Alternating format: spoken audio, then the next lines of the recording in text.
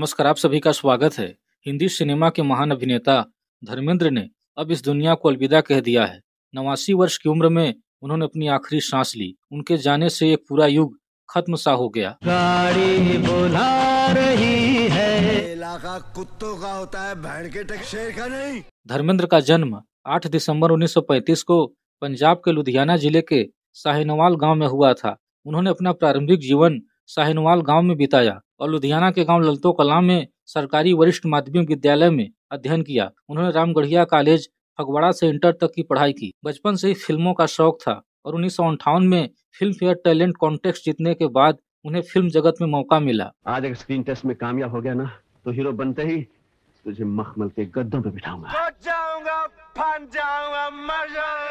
धर्मेंद्र जी ने अपनी फिल्मी करियर की शुरुआत 1960 में फिल्म दिल भी तेरा हम भी तेरे से की थी। उन्होंने 300 से अधिक फिल्मों में काम किया और रोमांटिक हीरो से लेकर एक्शन स्टार तक हर रूप में दर्शकों का दिल जीता। किसी शायर की गजल बसंती इन कुत्तों के सामने मत नाचना। एक बार खोल कर तो देख, मैं तेरी हवेली को बूचड़ खाना बना दूंगा।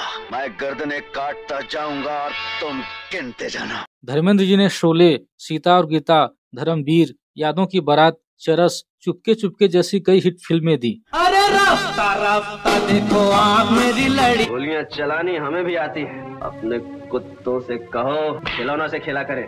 धर्मेंद्र जी को उनके शानदार अभिनय के लिए film fair life time achievement award 1997 और पद्म भूषण 2012 से सम्मानित किया गया था। पल पल दिल के पास। तुम्हारी ये गोली लोहे के शरीर के पार नहीं जा सकती। धर्मेंद्र जी लगभग 89 साल की उम्र में भी काम कर रहे थे। उनकी नई फिल्म 21 का ट्रेलर भी रिलीज हुआ था, जिसे खूब पसंद किया गया था। यह फिल्म जल्द ही रिलीज होगी। छोटा था ना, मुझसे आर्मी की कहानियां सुना करता था। वो जांबाज अब एक किस्सा बन गया। उस दिन वो पीछे क्यों नहीं हटा। धर्मेंद्र जी की जोड़ी रफी साहब की आवाज के साथ बेहद लोकप्रिय रही। यह जोड़ी हिंदी सिनेमा के सबसे यादगार जोड़ियों में से गिनी जाती है। आज मौसम मैं कहीं कभी न बन जा। रफी साहब ने धर्म जी के लिए करीब 120 से अधिक गाने गाए, जिनमें रोमांटिक, कॉमिक और भावात्मक हर तरह के गीत शामिल हैं। ये सभी गीत आज भी लोगों की जुबान पर हैं। नागन सा रूप है झिलमिल सितारों का। धर्मेंद्र जी की आंखों में सच्चाई और रफी साहब की आवाज में मिठास, जब ये दोनों पर्दे पर मिलते थे तो दर्शक मंत्रमुग्ध हो जाते थे। मैं जट यमला पगला दीवाना हो रब। ओ मेरी महबूबा महबूबा महबूबा। चाहे रोमांटिक गाना हो, देशभक्ति गाना हो, रफी साहब की आवाज में जो भाव था, धर्म जी के चेहरे पर भी वही जज्बात झलकते थे। टूटे दिल में दिया जा मिलिए ऐसे लोगों से। यही कारण है कि दोनों की जोड़ी ने 60 और 70 के दशक में बॉलीवुड को स्वर्णिम युग की ऊंचाइयों तक पहुंचाया। मेरे दुश्मन तू मेरी कैसे जीते हैं भला हमसे सीखो ये अदा। दोनों ने 1960 से लेकर 1980 तक हिंदी सिनेमा में ऐसे गीत दिए जो आज भी संगीत प्रेमियों के दिलों में जिंदा हैं। साथिया नहीं जाना कि जीना आपकी निगाह ने कहा। इत्तेफाक की बात यह है कि रफी साहब का आखिरी रिकॉर्डिंग गीत, जिसे उन्होंने दुनिया से जाने से ठीक पहले रिकॉर्ड किया था, वो गाना धर्म जी पर ही फिल्माया गया था। और अजीब बात यह है कि वह गीत इतना भावुक, इतना दर्द भरा है, मानो रफी साहब को पहले से ही एहसास हो गया हो कि अब उनका सफर पूरा होने वाला है, जिसे धर्म जी ने उसी शिद्दत से निभाया था। अब बात करते हैं उस गीत की जो सिनेमा और संगीत के इतिहास में हमेशा के लिए दर्ज हो गया। यह गीत है 1980 में रिलीज हुई फिल्म आस पास का, जिसे निर्मित किया था जगदीश कुमार ने तथा जिसका निर्देशन जे.ओम प्रकाश ने किया था। फिल्म में धर्मेंद्र, हेमा मालिनी और प्रेम चोपड़ा मुख्य भूमिकाओं में नजर आए थे। संगीत लक्ष्मीकांत प्यारेलाल ने तैयार किया था, जबकि गीतों के बोल आनंद बख्शी ने लिखे थे। फिल्म में कुल 6 गीत शामिल किए गए थे, जिन्हें गाया था किशोर कुमार, लता मंगेशकर और मोहम्मद रफी ने। मुझे दिल में बंद कर लो दरिया शहर में चर्चा है ये दुनिया कहती है।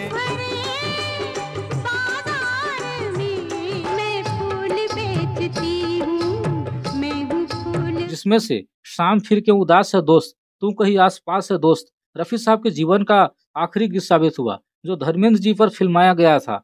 यह गीत कम शेर था जिसे रफी साहब ने 30 जुलाई 1980 को रिकॉर्ड किया था और अगले दिन रफी साहब इस दुनिया को छोड़कर चले गए थे। तेरे आने की आस है दोस्त। शायद रफी साहब को अपने मौत का आभास पहले ही हो चुका था, क्योंकि जब रफी साहब गाने को रिकॉर्ड करके जाने लगे तब रफी साहब ने लक्ष्मीकांत प्यारेलाल से कहा, शुड आई लीव, क्या मैं चला जाऊं? जिसे सुनकर लक्ष्मीकांत प्यारेलाल जी को बड़ा आश्चर्य हुआ, क्योंकि इससे पहले रफी साहब ने उनसे कभी इस तरह की बात नहीं की थी। अगले दिन रफी साहब इस दुनिया को छोड़कर चले गए थे। शाम फिर क्यों?